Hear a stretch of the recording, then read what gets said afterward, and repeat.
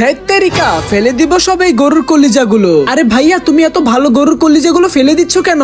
এই কলিজাগুলো খেতে আমার একটুও ভালো লাগে না, তাই আমি ফেলে দিয়েছি। খাবো না আমি এই কলিজাগুলো। তুমি তো অনেক বড় ভুল করে ফেলেছো। এগুলো যদি রান্না করি তাহলে এগুলো খেতে যে কি মজা লাগবে তুমি চিন্তাও করতে পারবে না। চিন্তা করা লাগবে না, তোমার মন চাইলে তুমি এগুলো নিয়ে রান্না করে খাও।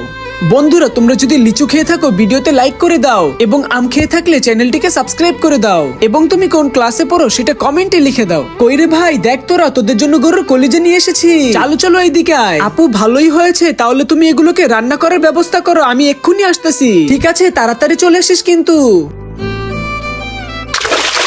বন্ধুরা, আজকে অনেকদিন পর এই গরুর কলিজাগুলোকে রান্না করব। এই জন্য প্রথমে আমি একটু ভালো করে ধুয়ে নিয়েছি। তারপরে সব ধরনের মশলাগুলো একসাথে কুটাকুটি শেষ করে একে একে সবগুলো আমি ঢেলে দিলাম। তারপর কলিজাগুলোকে গরম কয়লার মধ্যে কিছুক্ষণ রান্না করলে হয়ে যাবে একদম রেডি। আমি একটু খেয়ে দেখি কেমন হয়েছে।